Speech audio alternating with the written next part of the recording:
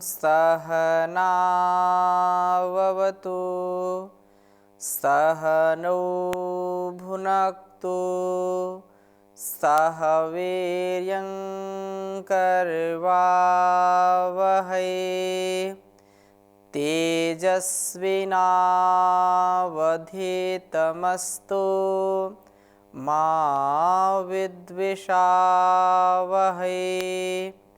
ओम शांति शांति शांति। वैदिक जीवन पद्धति की इस कक्षा में आप सबका हार्दिक स्वागत है, अभिनंदन है।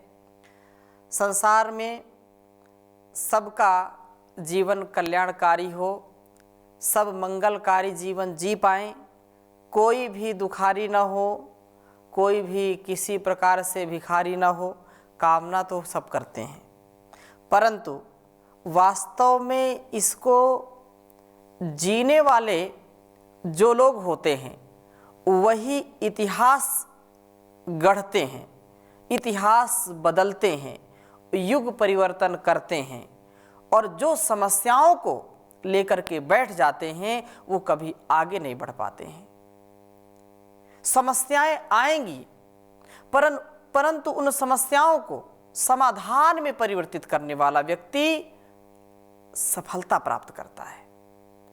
जो समस्याओं को लेकर के उलझ गया वो कभी भी सुलझ नहीं सकता है।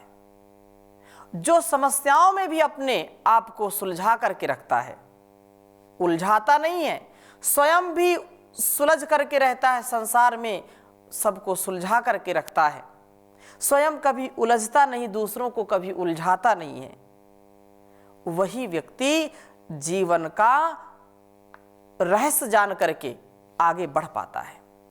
समस्याएं आएंगी, उन कांटों के बीच में भी वही पुष्प अपने को खिला पाते हैं जिनका विशेष जीवन होता है। पुष्प की भांति वो कांटों में भी खिल करके रहते अपने आप को रखते हैं।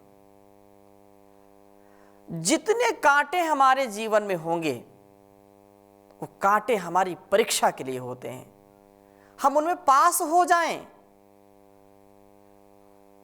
तो हमारे लिए बड़ी चुनौती है संसार, लेकिन इस चुनौती को स्वीकार करना पड़ता है।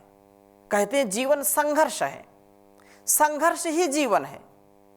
संघर्ष तो होगा ही होगा, लेकिन इस संघर्ष में जो दुखी नहीं होते हैं, जो सदा आगे बढ़ने का कार्य करते हैं और दुर्गुणों को, दुर्व्यसनों को जो नष्ट कर देते हैं, ध्वस्त कर देते हैं, उत्साह पूर्वक, विवेक पूर्वक, वैराग्य पूर्वक, ज्ञान पूर्वक जो जीवन जीते हैं, उनके लिए यह कामना इस वेद मंत्र में की गई है। विघ्नों को हटाते जाएं, विघ्न बाधाएं आएंगी उनको काटते छांटते जाएं। हमारे ऋषि मुनि, हमारे जो स्वतंत्रता सेनानी या ऐसे महापुरुष जिन्होंने अपने जीवन में इतने कष्टों को सह करके भी कभी उन्होंने अपने कर्तव्य से मुख नहीं मोड़ा है, विघ्न बाधाओं को उन्होंने चकनाचूर कर दिया और आगे आज उनका हम नाम लेते हैं। हजारों वर्ष व्यतीत हो गए, सैकड़ों वर्ष व्यतीत हो गए, फिर भी लगता है उनको जीवन को पढ़ करके, उनके चरित्र को पढ़ करके लगता है ये घटना अभी कुछ ही दिनों की है। ये ऐसे महापुरुष हमारे सम्मुख हैं, ऐसा हम आभास कर पाते हैं। ये कोई छोटी बात नहीं है, बहुत बड़ी बात है। इसको हमको आत्मसात करना चाहिए। बहुत ही सुंदर वेद मंत्र है। हमारे जीवन में कैसे हम जीवन को श्रेष्ठ बनाएं और इस जो विघ्न है, बाधाएं हैं, उनको कैसे हटाएं। तो एक मंत्र मैं पहले लिखता हूं, इसके विषय में फिर आपसे चर्चा करूंगा। ऋग्वेद के प्रथम मंडल के हम 19वें सूक्त के 11वें मंत्र को यहाँ पर हमने पिछली कक्षा में 10वां मंत्र लिया था, आज 11वां मंत्र लेंगे। और बहुत ही सुंदर है। ओम यो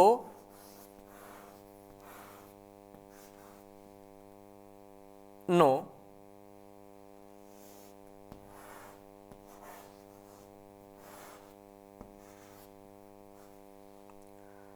अग्ने अभिदास्यन्ति।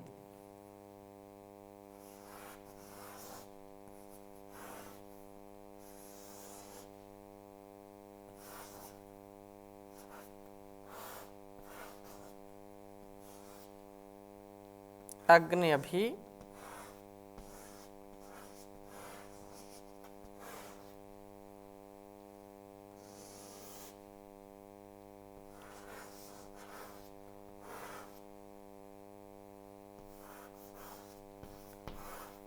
दास्यन्ति दास्यन्ति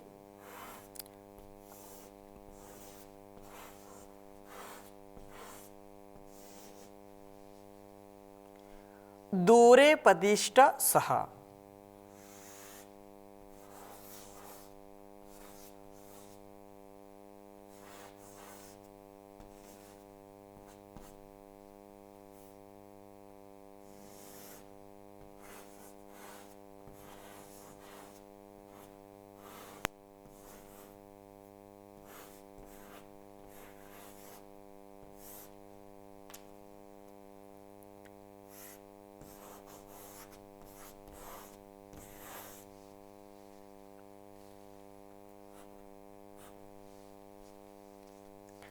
अस्माकमिद वृद्धे भव।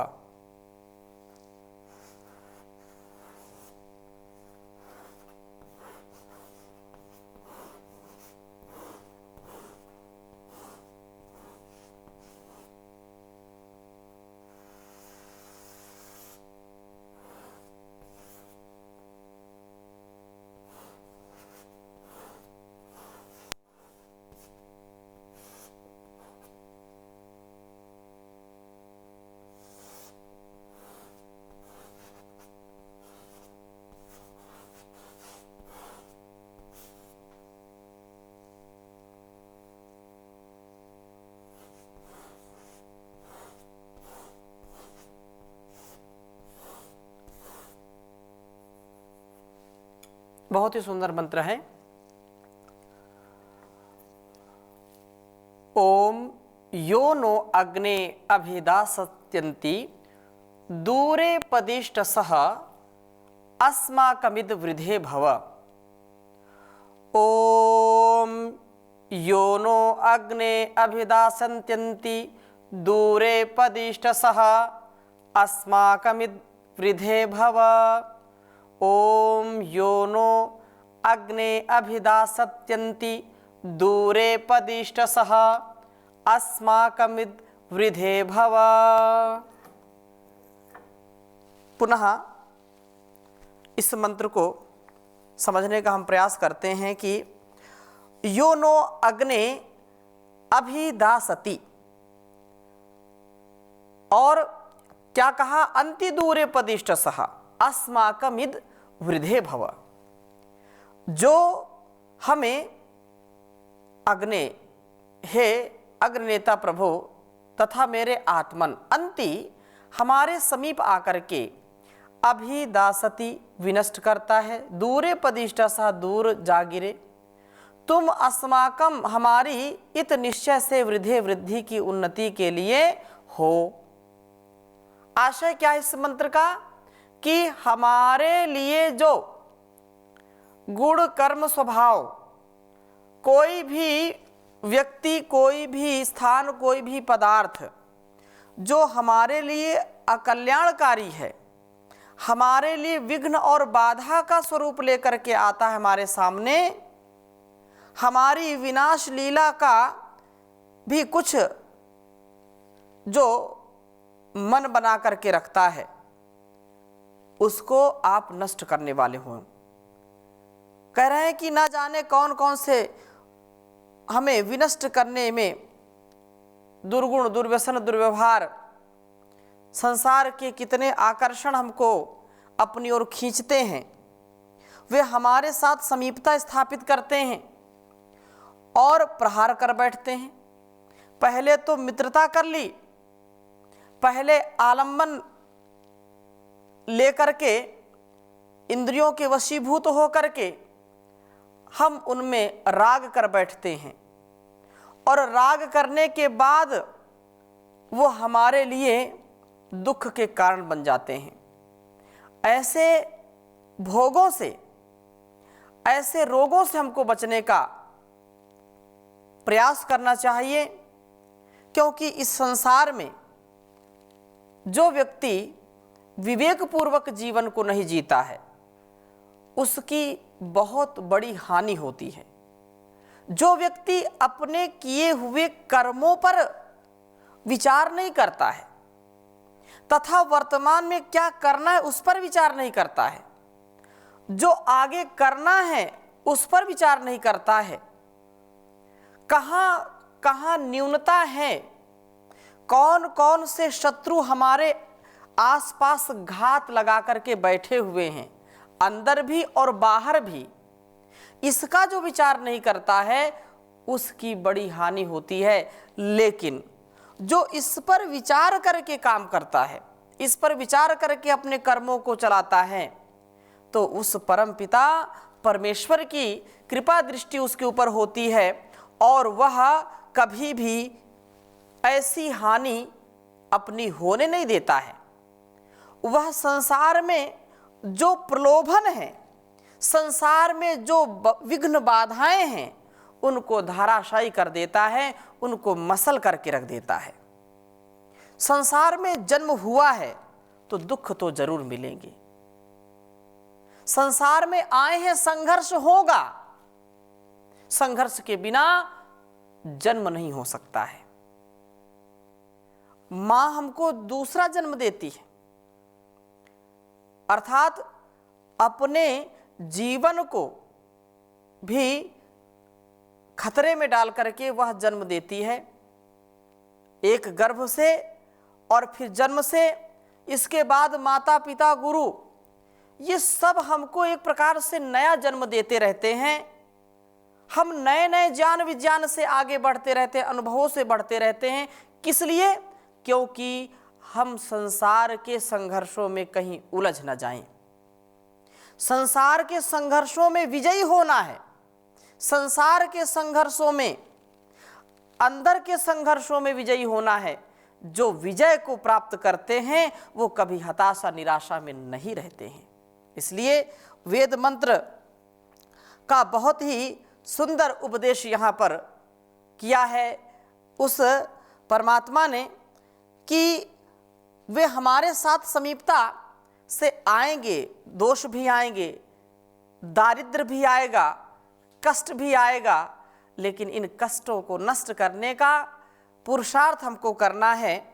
और बहुत ही सुंदर बात कही है कि शत्रु तो विनाशक होते ही हैं, बहुत बार मित्र भी विनाश की ओर ले जाते हैं। वह मित्र ही तो था जो जिस दिन मुझे सुंदर प्रलोभन दे करके मुझको कहीं से कहीं ले जाकर के गिरा दिया। परम पूज्य गुरु जी के कई वाक्य हैं, पूज्य स्वामी जी महाराज भी कई बार बोलते हैं कि बुराई कहाँ से आती है?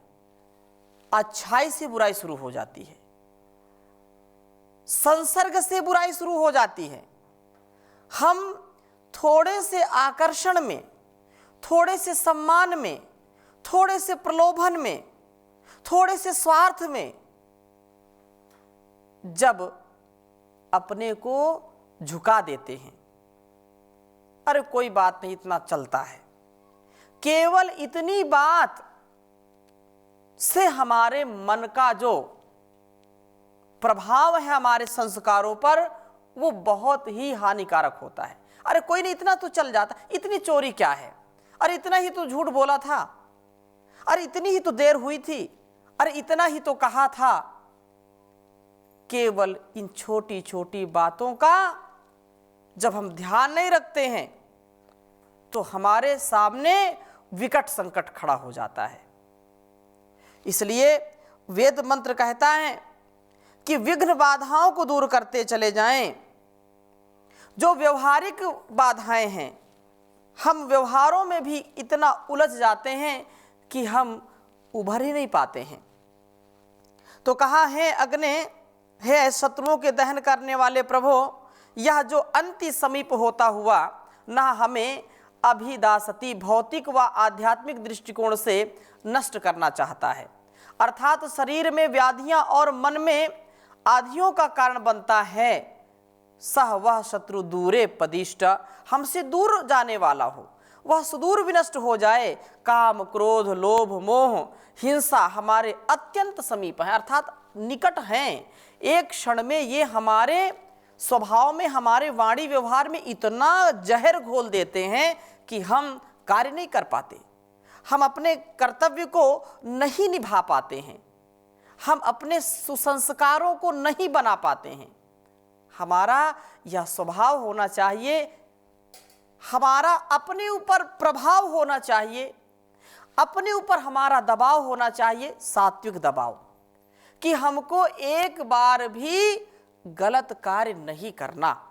एक बार भी, परम पूज्य महाराज श्री कहते हैं कि एक बार भी अशुभ का, एक बार भी अधर्म का, अन्याय का, अज्ञान का सत्कार नहीं करना। और एक बार भी जो सत्य है, तथ्य है, जो न्याय है, जो शुभ है, जो धर्म है, जो कल्याणकारी है, उसका कभी अनादर नहीं करना। जब हम बुराई का आदर करने लगते हैं, वासनाओं का आदर करने लगते हैं, जो ठीक है ही नहीं उसको भी हम नज़रअंदाज कर देते हैं, तो वही हमारे सामने विघ्न बन जाता है।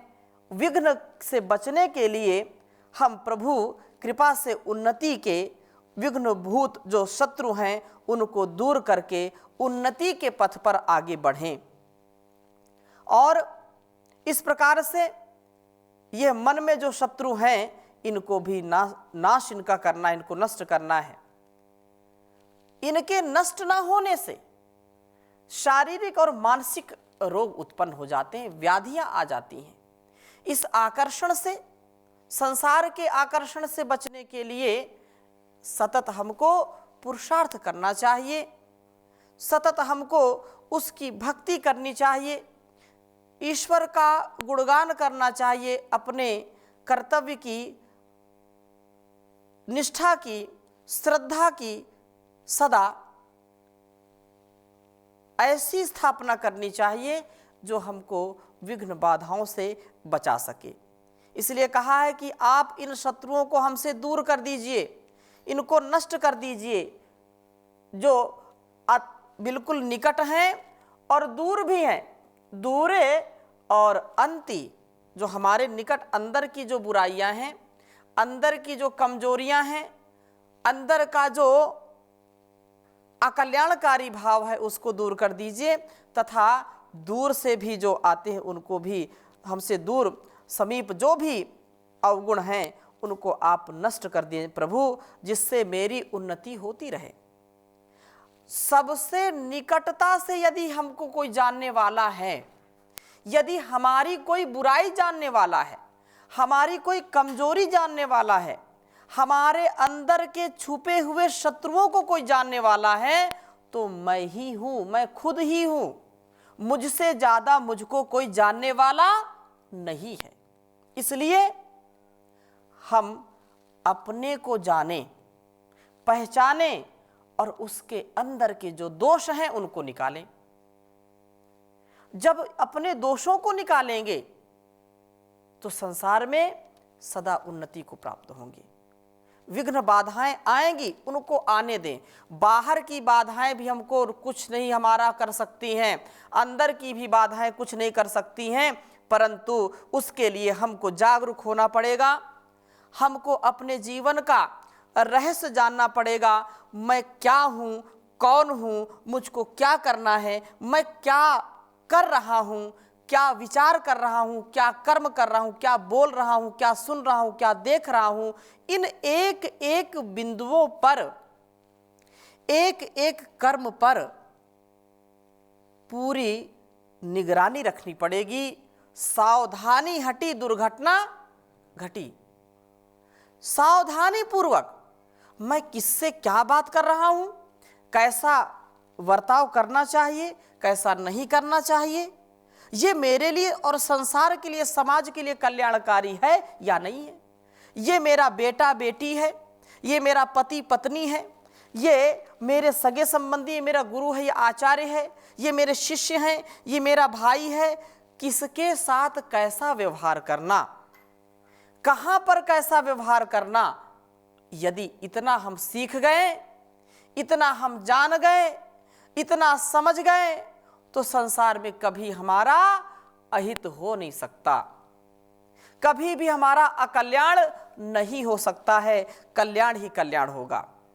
और हमको हमेशा याद रखना चाहिए, जो भी हमारे पूर्वज हुए हैं, जो भी हमारे गुरु हुए हैं, जो भी महापुरुष हुए हैं, उन्होंने अपने जीवन को बड़े त्याग पूर्वक जिया है। और उनकी एक छोटी सी गलती, छोटी सी त्रुटि वो समाज को वर्षों वर्षों तक कलंकित कर जाती है। एक छोटा सा स्वार्थ, एक छोटा सा अंदर का शत्रु आक्रमण कर दिया और उसने जो नेतृत्व की भूमिका में था, उसने देश को बदनाम कर दिया। सब जानते हैं, कोई बड़े पद पर है और उसने कोई त्रुटि की तो वर्षों तक, सदियों बीत जाते हैं, लोग उसी एक भूल के कारण हजारों लाखों करोड़ों लोग दुख पाते हैं। इसलिए यह वेद मंत्र हमको सिखाता है कि परमात्मा हमारी रक्षा करे। मेरे अंदर के जो शत्रु हैं, मेरे अंदर की जो विघ्न बाधाएं हैं, जो काम क्रोध लोभ द्वेष ईर्षा मोह आदि हैं, जो अज्ञान है, अंधकार है, अविवेक है, अविद्या है, अन्याय है, उसको नष्ट करूं और उसके स्थान पर दिव्य भावों को जागृत करूं। इससे मैं सतत आगे बढ़ता जाऊंगा और अपना कल्याण तो करूंगा ही करूंगा, अपने परिवार का, अपने समाज का, अपने राष्ट्र का भी कल्याण करूंगा।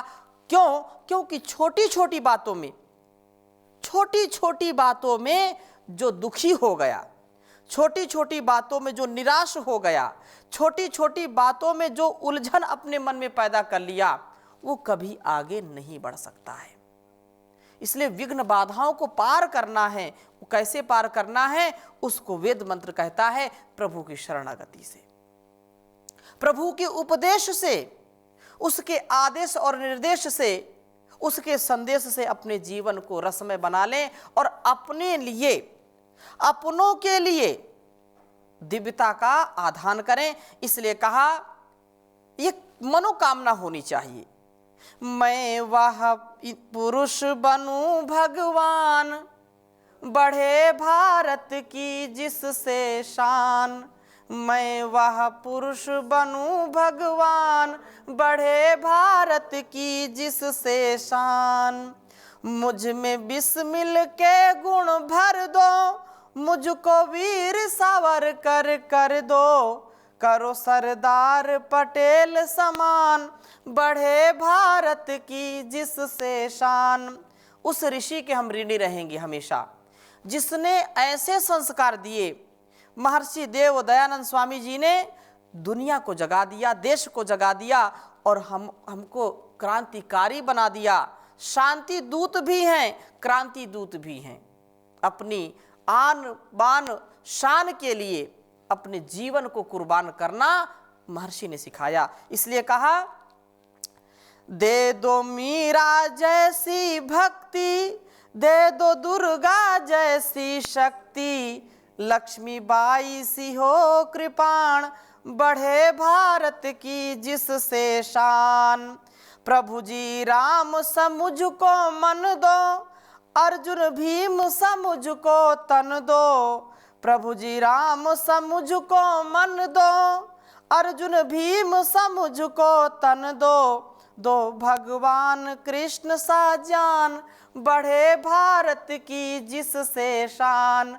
मैं वह पुरुष बनूं भगवान, बढ़े भारत की जिससे शान। दिल से मौत का खौफ हटा दो, ईश्वर मुझको सुभाष बना दो। दे दूं देश के हित में प्राण, बढ़े भारत की जिससे शान। मैं वह पुरुष बनूं भगवान, बढ़े भारत की जिससे शान। हे भगवान जगत के वाली, मेरे देश में हो खुशहाली। हे भगवान जगत के वाली, मेरे देश में हो खुशहाली। हो परदेश में आदर मान, बढ़े भारत की जिससे शान। मैं वह पुरुष बनूं भगवान, बढ़े भारत की जिससे शान। बढ़े भारत की जिससे शान। ओम शांति शांति शांति।